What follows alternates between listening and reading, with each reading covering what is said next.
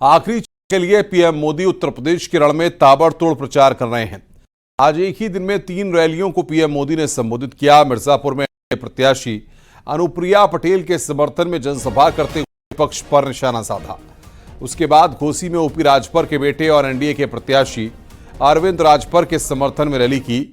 बांसगांव में भी पीएम मोदी ने जनसभा को संबोधित किया, जहां विपक्षी गठबंधन पर निशाना साधा। प्रधानमंत्री ने कहा कि 6 चरणों में बीजेपी की जीत हो चुकी है, इंडिया गठबंधन डूब रहा है, इसलिए डूबने वालों को कोई वोट क्यों देगा।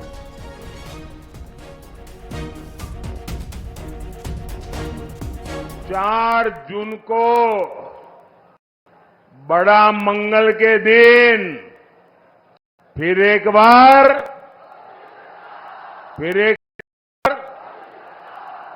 बार 6 चरणों में देश ने तीसरी बार बीजेपी एनडीए की बहुत मजबूत सरकार बनाना पक्का कर दिया है। भाइयों और बहनों, भारत ने तीसरी बार मोदी सरकार बनाने का मन क्यों बनाया? इसका सीधा सीधा कारण है नेक नियत, नेक नीतियां और नेशन फर्स्ट।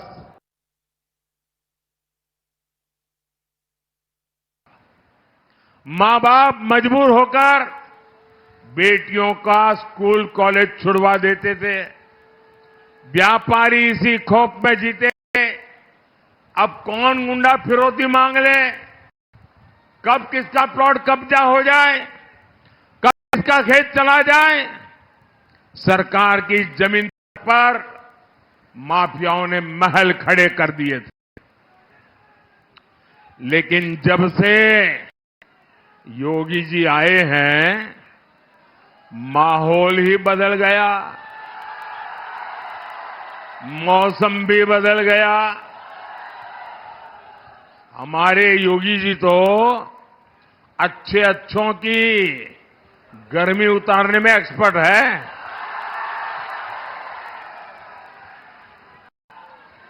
अब माफियाओं की मौज खत्म हुई है। उनके महलों की जगह गरीबों के लिए घर बन रहे हैं।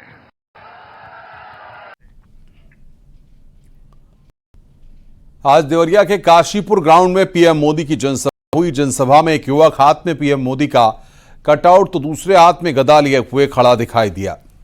युवक लगातार जय श्री राम का नारा लगा रहा था। युवक के सीने पर पीएम की फोटो भी टंगी हुई थी। इस युवक का नाम श्रवण साहू है, जो बिहार का रहने वाला है। श्रवण साहू पीएम मोदी की हर सभा में मौजूद रहते हैं। स्वागत के लिए, चरणों के चंदन वंदन अभिनंदन के लिए आए हैं। आज मेरे श्री राम जो है दलितों के मसीहा, ओबीसी के मसीहा, जनजातीय के मसीहा, आदिवासी के मसीहा, सबका साथ, सबका विकास, सबका विश्वास के प्रयास की पद्धति पर आज पूरे भारत को जो दिए हैं योजना दर योजना लाकर, वो आज तक कभी नहीं हुआ है। ये मोदी जी की कैवी जनसभा सुनने के लिए आए हो? ये मेरा 145वां सभा के मैं यहाँ आया हूँ। और आज मेरे गरीबों को लिए शौचालय दिए, गरीबों के लिए आयुष्मान कार्ड दिए। 3 जगहों पर पीएम मोदी तो 4 सीटों पर सीएम योगी ने जनसभा को संबोधित किया। मिर्जापुर में पीएम मोदी के साथ अनुप्रिया पटेल के लिए वोट मांगा। वहीं चंदौली, गाजीपुर और गोरखपुर में अपने उम्मीदवारों के लिए लोगों से वोट की अपील की। सीएम योगी ने जनता को संबोधित करते हुए जहां विपक्ष पर निशाना साधा, वहीं 400 से ज्यादा सीटें जीतने का दावा किया। मिर्जापुर में सीएम योगी ने कहा कि जिस एसपी और कांग्रेस वालों ने आपको आजादी के बाद कई दशकों तक पानी के लिए तरसाया, आप लोग उन्हें चुनाव में वोट के लिए तरसा दें। वहीं गोरखपुर में सीएम योगी ने कहा कि कांग्रेस एसपी देश को शरिया कानून से चलाना चाहती है।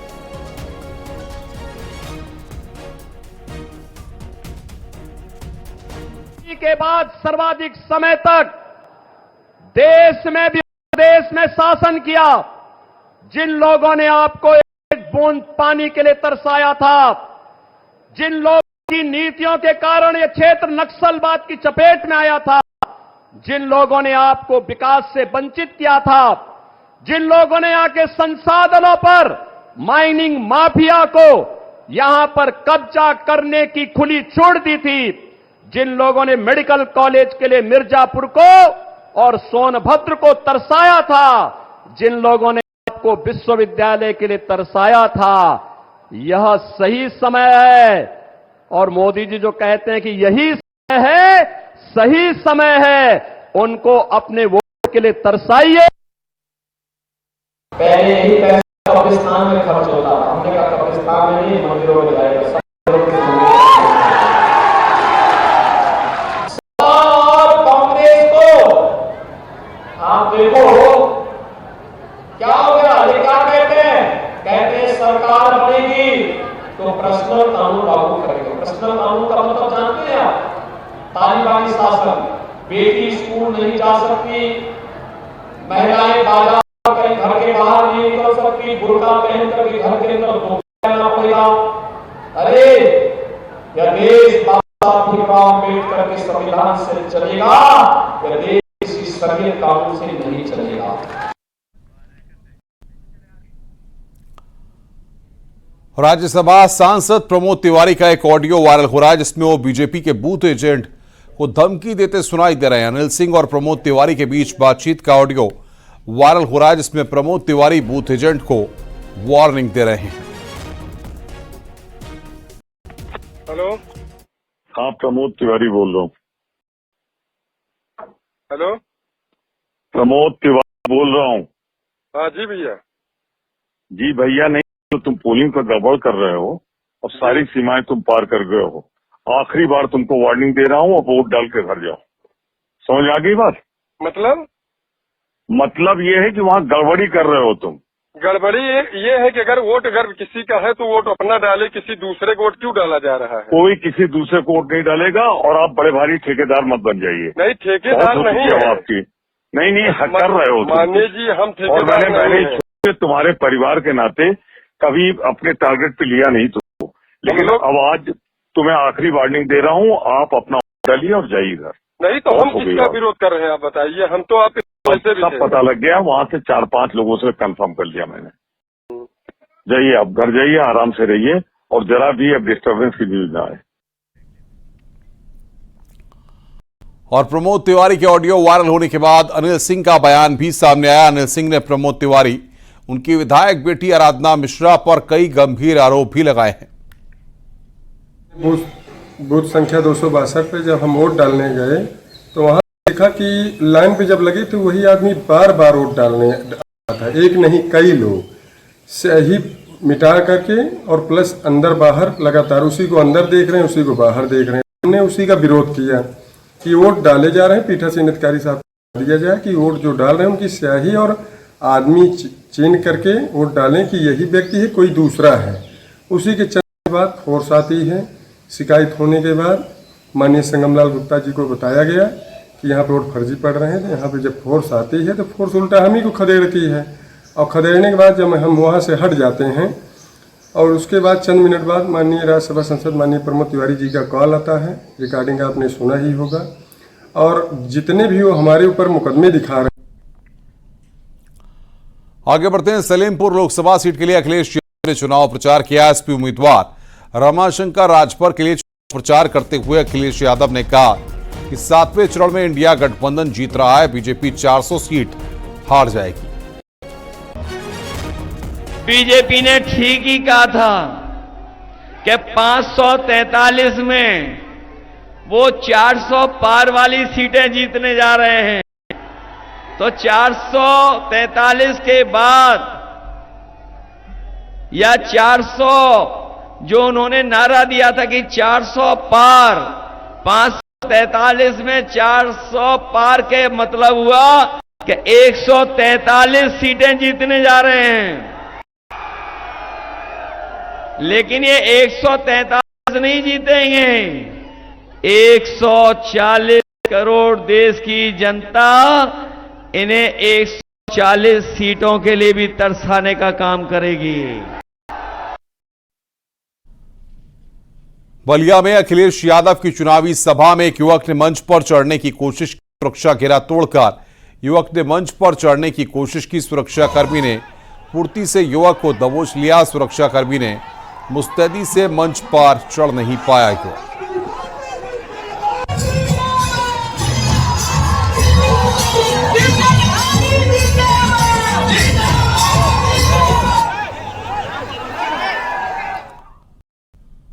लोकसभा चुनाव के अंतिम चरण से ठीक पहले बीजेपी के राष्ट्रीय अध्यक्ष जेपी नड्डा ने न्यूज 18 के मैनेजिंग एडिटर अमीश देवगन से खास बातचीत की। इस दौरान जेपी नड्डा ने इंडी गठबंधन के नेताओं को लेकर निशाना साधा।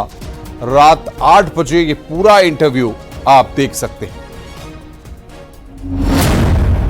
आजकल विपक्षी नेता कई सेफोलॉजिस्ट बन गए हैं। मैं एक एक करके नाम लेता हूं। अखिलेश कहते हैं कि बीजेपी को 140 सीटें मिलेंगी, राहुल गांधी 150, अरविंद केजरीवाल 220, मल्लिकार्जुन खड़गे ने दावा किया है, उन्होंने बोला कांग्रेस की 270 आ रही हैं। और एक नेता तो ऐसे हैं, मैं उनका नाम लूं, वो पहले सेफोलॉजिस्ट थे, फिर एक पार्टी में गए, वहां से लात पड़ी तो बाहर आ गए। अब हालांकि वो दबे शब्दों में कह रहे हैं कि एनडीए 260-70 पे पहुंच सकता है। तो मतलब ये सारे आंकड़े मैंने आपके सामने हैं, आपका टेक क्या है? ऐसा है, ये इन्होंने कोई जमीन और धरती से कनेक्टेड लोग नहीं है। मैं बहुत जिम्मेवारी के साथ कह रहा हूं। ये अपने खुशनुमा इनको रखने वाले लोगों के साथ घूमने वाले लोग हैं और वो इनको गलतफहमी में रखने वाले लोग हैं और इनमें भी कोई एकमतता नहीं है।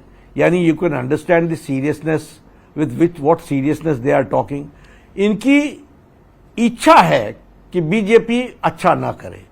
तो मुंगेरी लाल के हरसीन सपने ये देखते हैं। अखिलेश जी ने तो एक रिपोर्टर को बोला कि उत्तर प्रदेश में समाजवादी पार्टी और कांग्रेस की यानी दो लड़कों की जोड़ी की 79 सीट्स आएंगी, एक बनारस उन्होंने बोला, उन्होंने कोट अनकोट क्योटो की सीट हो सकता है बीजेपी जीत जाए है। मैं उसमें भी कहना चाहूंगा, यही दो लोगों ने एक फिल्म बनाई थी 2017 में और फिर वो फ्लॉप हुई थी, बुरी तरीके से फ्लॉप हुई थी और फिर ये बिछड़ गए थे।